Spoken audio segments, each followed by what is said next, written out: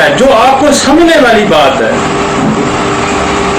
कि वो यही है कि जो सीबम है या जो ऑयल ग्लैंड है उसकी ओवर प्रोडक्शन होगी, रूटीन से ज्यादा ओवर प्रोड्यूस करेगा, ऑयल ज्यादा प्रोड्यूस करेगा। ऑयल जो प्रोड्यूस करना है उसने, वो हमारी स्किन की एक जरूरत है।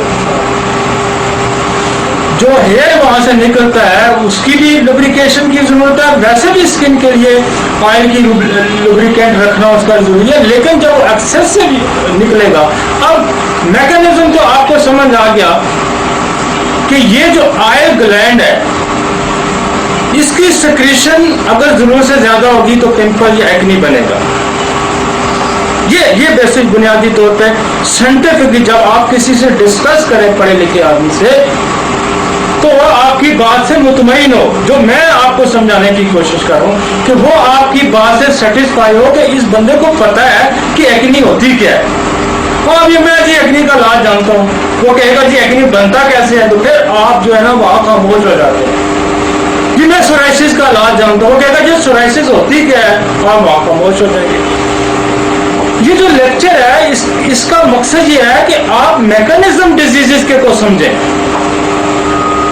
आप कंसेप्ट को समझें, आपके कंसेप्ट क्लियर होने चाहिए।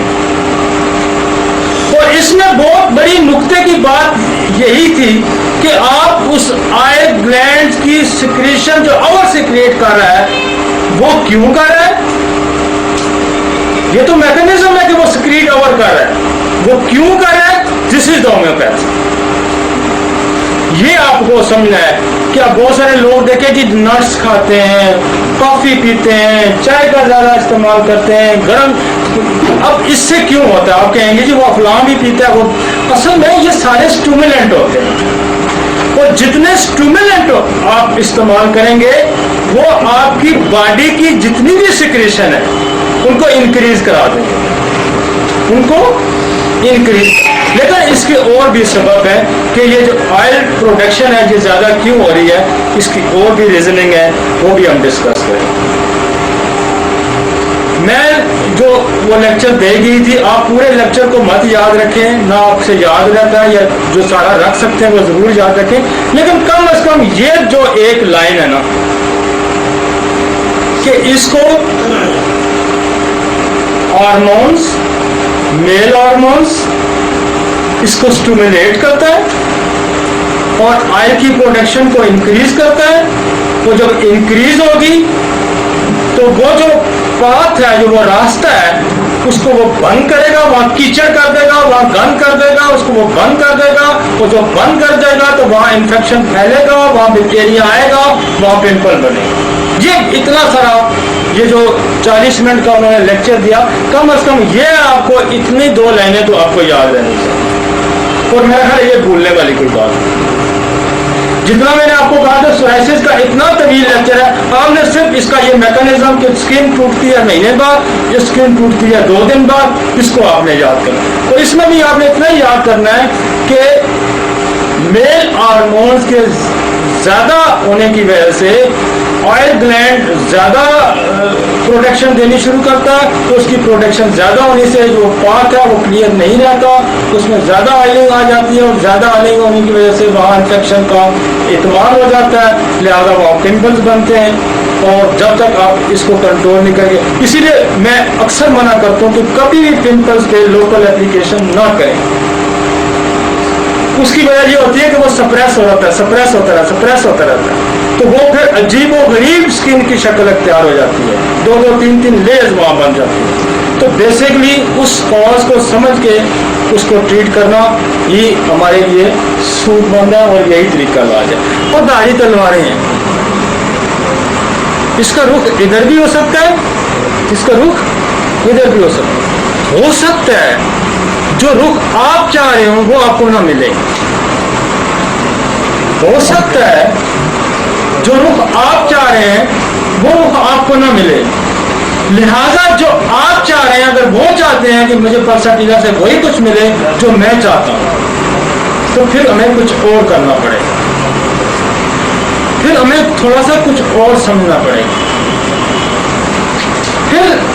अगर साइकोटिक है, अगर साइकोसिस है, और आप ये चाह रहे हैं कि मैं काम पर्सनटीला से क्लैरिटी का लूं, उससे ऑब्स्ट्रक्शन दूर करूं, उससे सप्रेशन दूर करूं, लेकिन याद रखें कि अगर मरीज साइकोटिक है,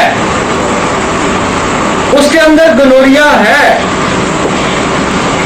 तो फिर आपको पर्सनटीला देने से पहले मेडोरिनम और थूजा का इस्तेमाल करना पड़ेगा, फिर ये क्लियर कर देगी आप। अदरवाइज ये बैक भी मार सकती है, ये बैक फायर मार सकती है, ये ध्यान में रखना, क्योंकि इसका अपना कोई सपोर्ट नहीं है इसके पास। ये भागेगी दाएं या बाएं, भागेगी जरूर, ये इसकी नेचर है। इसने लेफ्ट राइट फ्रंट बैक होना है। जब आप इसको अप्लाई करेंगे तो इसने क्या करना है, लेफ्ट होना है, राइट होना है, ये अपनी जगह पे नहीं ठहरेगी। ये मैं क्लियर करना चाहता हूं कि ये अपनी जगह पे नहीं ठहरेगी, इसने हरकत करनी है। अब हरकत इसकी दुरुस्त हिम्मत में आपने लेनी है। अब पर्सनटीला को ब्लेम नहीं कर, मैं सारी स्टोरीज के पीछे बयान कर रही हूं कि ये सप्रेस होती है, ये दबती है, इसीलिए लोग इससे वो काम नहीं ले सकते जो डॉक्टर अली ने लिया।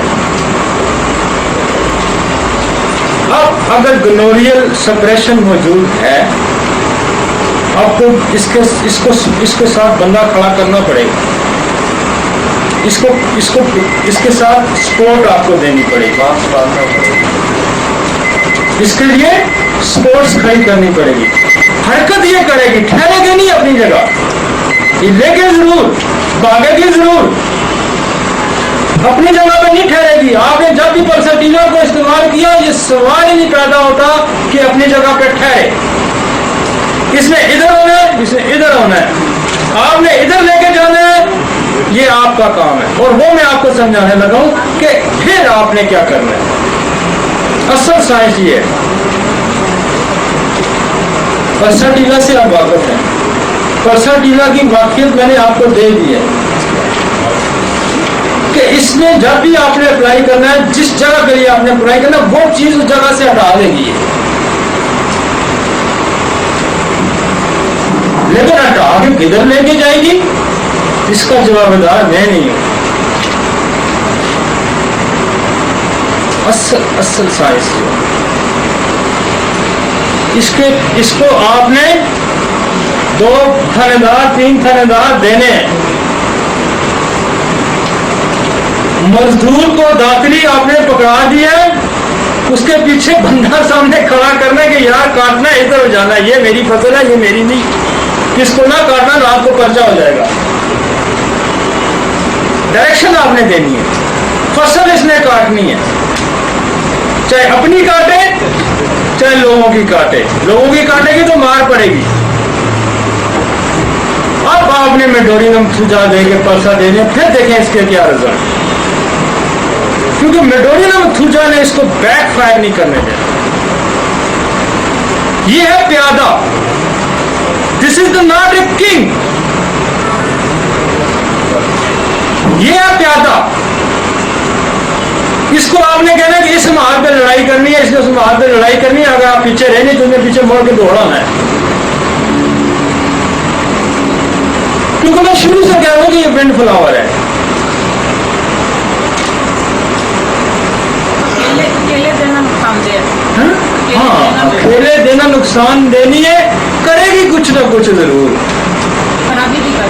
हाँ खराबी। इसीलिए यही नेचर है सिलेशिया, क्योंकि सिलेशिया की गोद में ये पली पड़ी है। तो भाई सिलेशिया की गोद में पली पड़ी है ना, उसने इसकी परवरिश की है, उसकी क्या नेचर है। वो भी चीजों को अपनी जगह से हटाती है, लेकिन वो भी जिम्मेदार कोई नहीं है कि इधर लेके जाएगी या इधर लेके जाएगी। अब लिहाजा क्लियर तो इसने करना है। अब एक्नी में मैं आपको शॉर्टकट पे बता दूं, एक्नी पे आपको कोई पता नहीं होता। मैं देखे जी, मैंने तो मिनट लगाना है मरीज पे, मैंने कहानी नहीं करनी लंबी चौड़ी, ना मेरे पास टाइम है। फिर मैंने इसके बारे में बहुत कुछ सोचा, यार मैं इससे काम कैसे लूंगा, ये तो खराब करेगी। ये बरसों मैंने सोचा होगा और बरसों मैंने एक्सपेरिमेंट किए। जैसे गनोरियल पे या वो साइकोटिक पे तो मैंने लगा दी ना वो वाली, लेकिन जो आम सप्रेशंस है स्पेशली एक्नीज पे, तो मेरे पास जो बड़ी दवाई थी एंथ्रैक्सिनम, वो मैंने इससे पहले लगा। मेरे पास जो आउटवर्ड स्किन की बड़ी दवाई थी जो मैंने पिछली दफा आपको पढ़ाई, ग्रेफाइट, मैंने इससे पहले ग्रेफाइट लगा दी, मेरे रिजल्ट और बेहतर हो। पहले मैंने ग्रेफाइट लगाया, रिजल्ट और अच्छा हो। फिर मैंने क्या किया, मैंने इसके बाद सल्फर लगाया, वो बाद दफा सल्फर एग्रीवेट कर देती थी,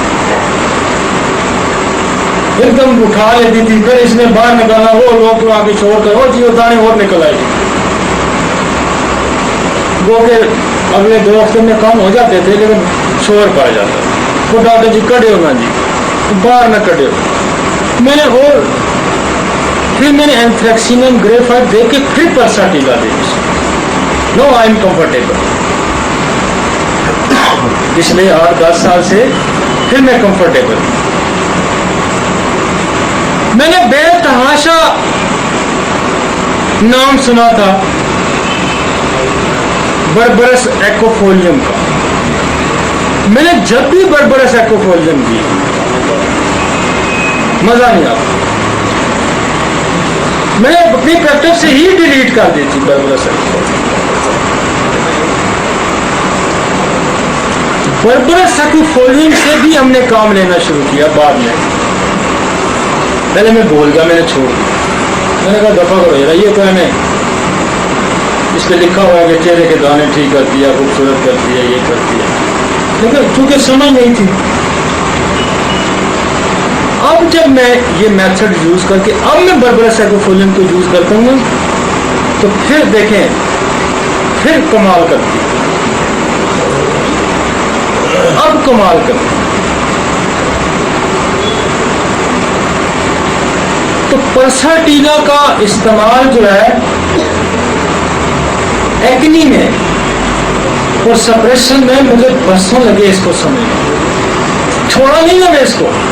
मैं जो रेपटी का रूपरेख उठा के देखता था तो परसाटीला वहां मिलती थी, फिर मैं सर पकड़ के बैठ जाता हूं, यार ये दवाई लिखी हुई है काम के लिए। आई समझ आपको? ये दवाई तो लिखी हुई है रूपरेख के अंदर और ब्लॉक लेटर में लिखी हुई है, फिर काम क्यों नहीं करती, फिर गड़बड़ क्यों होती? वो गड़बड़ यही थी।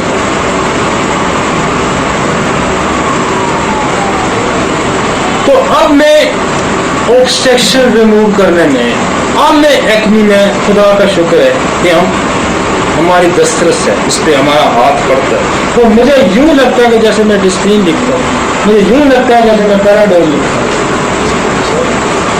मैं तो एक क्वेश्चन नहीं करता भाई,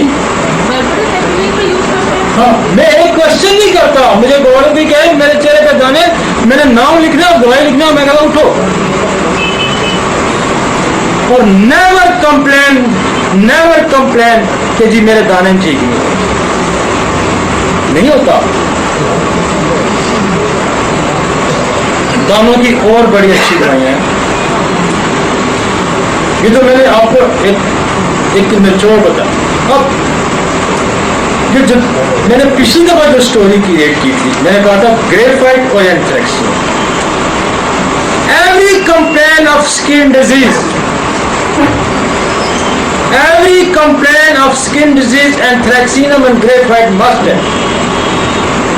चाहे वो पिंपल्स है, चाहे वो सोराइसिस है, चाहे वो एक्थायोसिस है, चाहे पस्ट्यूल्स है, चाहे एरिस्पेलस है, चाहे क्रस्टी है, जो भी टाइप ऑफ स्किन की डिजीज है, एंथ्रेक्सिनम का इस्तेमाल इसलिए लगाया कि कोई पता नहीं कि रूट्स में क्या पड़ा। न पेशेंट इतना होशियार है और न डॉक्टर इतना होशियार है। हमने इसको और सिंप्लीफाई कर दिया, यार एक डोज ही देनी है ना, एक डोज तो कोई खराबी नहीं करती, मैंने पहले लगा देनी, उससे हाथ मेरा रिफाइन होना चाहिए। हम एक्नी में कल्केरिया सल्फ को यूज करते हैं, हम एक्नी में सिलेशिया को यूज करते हैं, हम एक्नी में हेपर सल्फ को यूज करते हैं, हम एक्नी में काली सल्फ को यूज करते हैं, हम एक्नी में काली ब्रोमेटम को यूज करते हैं। स्पेशली मेल में, स्पेशली मेल्स के अंदर काली ब्रोमेटम का इस्तेमाल करूँ, इसलिए करूँगा, एंथ्रेक्सिनम दूंगा, ग्रेफाइट दूंगा, काली ब्रोमेटम दूंगा, एंथ्रेक्सिनम दूंगा, ग्रेफाइट दूंगा, पल्सटीला दे दूंगा, एंथ्रेक्सिनम दूंगा, ग्रेफाइट दूंगा, कल्केरिया सल्फ दे दूंगा, एंथ्रेक्सिनम ग्रेफाइट हेपर सल्फ दूंगा, एंथ्रेक्सिनम ग्रेफाइट सिलेशिया दूंगा, एंथ्रेक्सिन graphite Kali Kali kali sulph दे दूंगा। तो एंथ्रेक्सिन ग्रेफाइट गन पाउडर दे दूंगा, गन पाउडर। अब गन पाउडर की इतनी तारीफ लिखी हुई है बॉयल्स में दानों की, भाई नहीं करता ना काम, 100 में से 1 पे कर जाएगा, 2 पे कर, वो कहता है कि जी ओ हम तो गन पाउडर जो है वो खारिश हो जाती थी, फौजियों के कैंपों के कैंप के अंदर हम गन पाउडर का इस्तेमाल करवाते थे, यही कहते हैं ना वो। लेकिन मैंने इन तमाम दवाइयों का जो 100 में से 5% रिजल्ट दे सकती थी, मैंने इनमें से 100 में से 80-90% रिजल्ट, ये रिजल्ट मैंने इंक्रीज किसके साथ दिया? With the help of anthracinum graphite साइकोट। अब कैंसेरियन हिस्ट्री पे भी एंथ्रेक्सिनम जाते हैं। अब जब ट्यूबरक्लोसिस की हिस्ट्री आ जाएगी तो आप ट्यूबर दे के आप पल्सटीला देखे फिर कैसे रिजल्ट आता।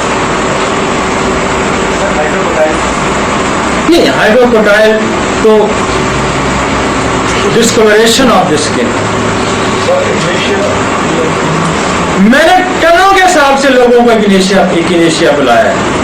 आई delete the echinacea my practice, मैंने उसको निकाल ही पाया।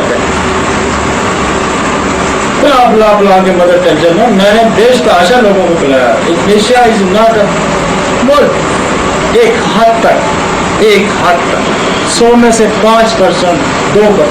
देखिए हम आए कंपटीशन में, हमने तो ऐसे फायर मारने हैं कि जो फायर मिस ना हो। मरीज आए, दवाई खाए तो ठीक हो, ट्रायल पे नहीं, ट्रायल पे हम नहीं चल सकते। ये मेरा एक्सपीरियंस है ना, तो मैं अपना एक्सपीरियंस लोगों को शेयर कर रहा हूं। मैं अपना एक्सपीरियंस लोगों को शेयर कर रहा हूं, इसलिए कर रहा हूं कि मैं ये चाहता हूं कि मेरी होम्योपैथी फैले, मेरी होम्योपैथी फैले।